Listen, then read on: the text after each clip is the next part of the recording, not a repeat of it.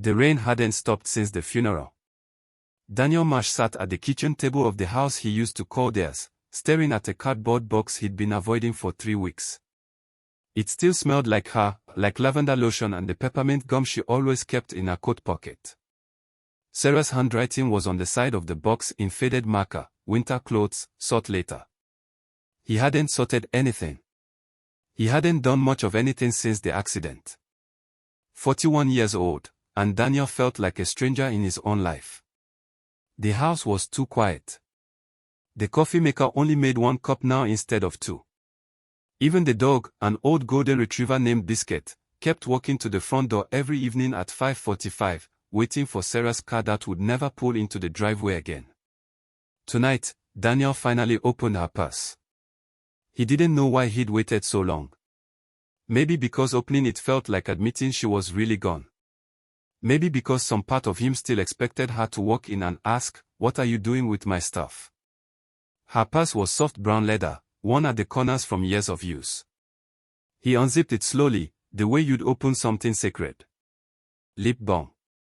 A grocery list, milk, eggs, the good bread, birthday card for Aunt Carol. A parking receipt from the mall. Normal things. Ordinary things. Things that made his throat tighten because they were so painfully human. And then, tucked behind her wallet, folded twice, was a small yellow slip of paper. Daniel unfolded it with careful fingers. Gold line pawn and jewelry, receipt number 4471. Item, 1 gold ring, sapphire stone, engraved band. Pick up by March 30th.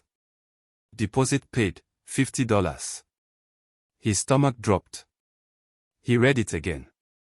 And again. A ring. A pawn shop ticket for a ring, with a pickup date that had already passed. Sarah had gone to a pawn shop. She had paid to keep something there. And Daniel had never bought her a sapphire ring in his life. "What is this?" he whispered to the empty kitchen, as if Sarah could somehow answer him.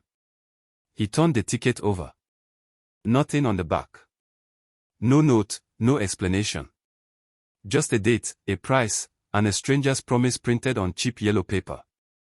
Daniel's mind raced through the last few months of their marriage, searching for anything unusual. Sarah had seemed tired lately. Yes, she'd been working longer hours at the hospital where she was a nurse. She'd been quieter at dinner. But he had chalked it up to stress. Everyone gets tired. Everyone gets quiet sometimes. Had she been hiding something? The thought made him feel sick, disloyal even for thinking it. Sarah was the most honest woman he had ever known. She used to return extra change to cashiers. She once drove 20 minutes back to a coffee shop because they'd forgotten to charge her for a muffin. This was not a woman who kept secrets. And yet, here was a secret, folded in her purse, 3 weeks after her funeral. Biscuit whined at his feet, sensing something was wrong. Daniel reached down absently and scratched behind the dog's ears, his eyes never leaving the ticket. He thought about his daughter, Emily, 22 years old and 3 states away in Chicago, finishing her master's degree. Should he call her? Tell her about this? No, not yet. Not until he understood what it meant. Emily had cried herself sick at the funeral. He wasn't about to hand her another mystery about her mother until he had answers. The address on the ticket was for a pawn shop across town, one Daniel had passed 100 times but never entered. Gold line pawn and jewelry, on the corner of 5th and Union, next to a laundromat that had been closed for renovation for over a year. He didn't sleep that night. He kept turning the ticket over in his hands under the lamplight, as if staring at it long enough might make the ink rearrange itself into an explanation. A gift for someone. A ring she was saving to surprise him with, maybe for their anniversary. But the date on the ticket was from 4 months ago, long before their anniversary, long before anything special had happened between them that he could remember. By 6 in the morning, Daniel had made a decision. He was going to that pawn shop. He needed to know whose ring this was, and why his wife had died with a secret folded inside her purse. He grabbed his coat, shoved the ticket into his pocket, and drove through the grey morning streets with his hands trembling on the wheel.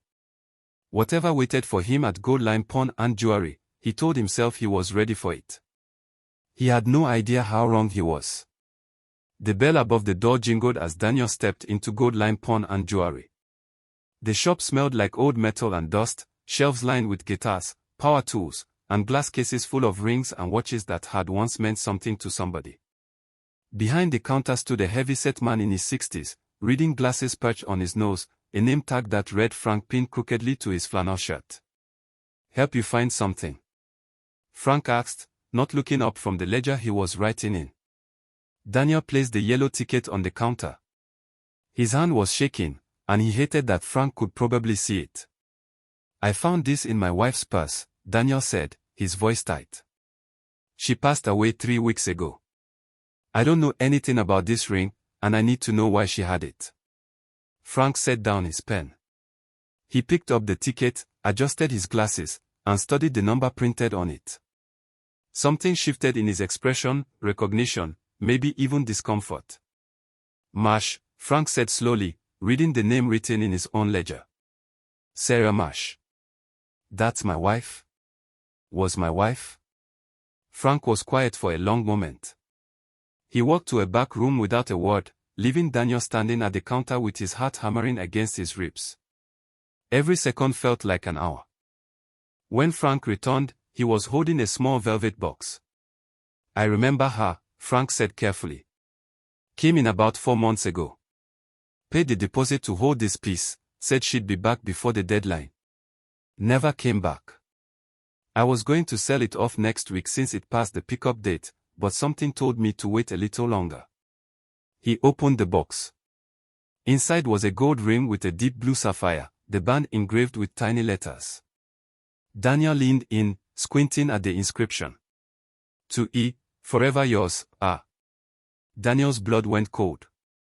"Who is he?" he asked. "Who is her?" "This isn't, I never gave this to her. I've never seen this ring in my life." Frank rubbed the back of his neck, clearly uncomfortable now. "Look, I don't usually get into customers' business, but your wife wasn't the one who pawned this ring originally." "What do you mean?" "I mean she didn't sell it. She bought back the ticket from somebody else. See, we get a lot of that. Someone pawns something, can't afford to reclaim it, sells the ticket to another person for cash. Your wife bought this ticket off a woman who came in here a few months earlier, practically in tears, saying she needed money for her son's medical bills." Daniel felt like the floor had tilted beneath him. "What woman?" Frank flipped back through his ledger, scanning old entries. "Here. Denise Pratt. She pawned the ring in January. Said it was her grandmother's, but she needed cash fast. Her boy was sick, needed surgery, insurance wouldn't cover in time. Your wife came in about 2 weeks after that, saw the ring in the case, and asked about it. When I told her the story, she went pale. Paid off the whole ticket herself, plus extra, so Denise could put money in her pocket and still technically be able to buy the ring back later if she got on her feet." Daniel's mind spun, trying to fit these new pieces into a picture that made sense. So Sarah bought the pawn ticket to help someone. Not to keep the ring for herself. "That's how it looked to me," Frank said. "She told me not to sell it to anyone else, no matter what. Said she was holding on to it until Denise could come back for it. Real soft heart, your wife. Sorry for your loss, by the way. I could tell she was one of the good ones." Relief flooded through Daniel so fast it nearly buckled his knees, followed almost immediately by shame. He had spent an entire sleepless night imagining betrayal, a secret lover, a hidden life. And the truth was simpler and more beautiful than anything he'd imagined. His wife had spent her own money to protect a stranger's dignity. But then another thought crept in, cold and sharp. "Do you know where I can find this woman?" "Denise." Frank hesitated. "I've got an old phone number on file. Might not even work anymore."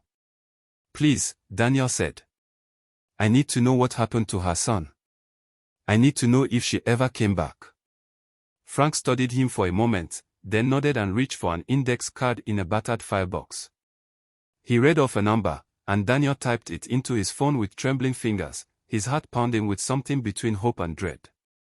He thanked Frank, tucked the velvet box into his coat pocket beside the ticket, and walked out into the grey morning, the bell jingling behind him one final time. He had no idea that calling this number would unravel something far bigger than a simple act of kindness, something that would connect his wife, a dying boy, and a secret debt that stretched back years before Daniel had even met her. Daniel called the number 3 times before someone finally answered. Hello. A woman's voice, tired and cautious.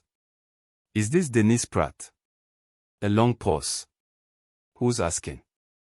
My name is Daniel Marsh. My wife was Sarah Marsh. I found a pawn ticket in her purse, for a ring. The shop owner said you might know something about it. The silence on the other end stretched so long Daniel thought she'd hung up. Then he heard her breath catch, followed by quiet crying. Sarah, Denise whispered. Oh God. Did something happen to her? She passed away 3 weeks ago. Car accident. Denise made a sound like her heart had cracked open. She saved my son's life, she said through tears. She saved both our lives, and I never even got to thank her properly. Daniel gripped the phone tighter. Can we meet? I need to understand. They met the next afternoon at a small diner on Union Street.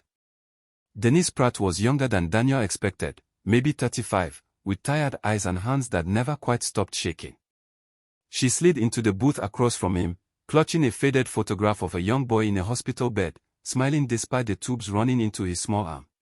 That's Caleb, she said. He was 7 when this was taken.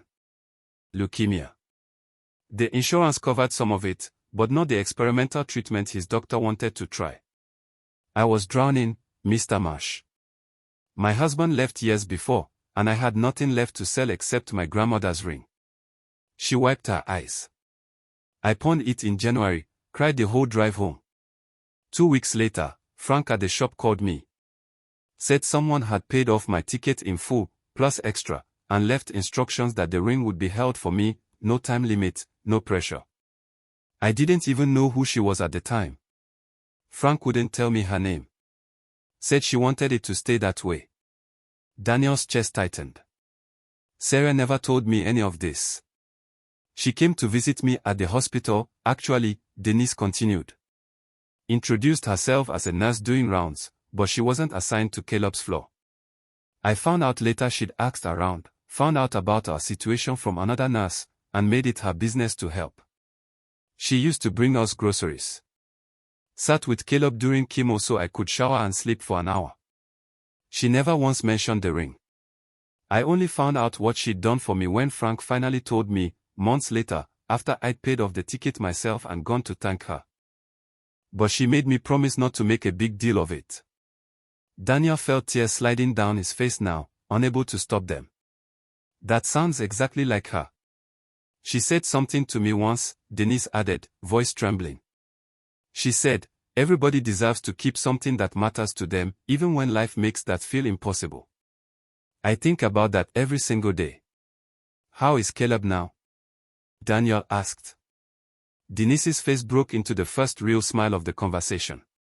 In remission. 3 years clean. He's 10 now, obsessed with dinosaurs, loud as anything. She laughed through fresh tears. He wouldn't be here without her.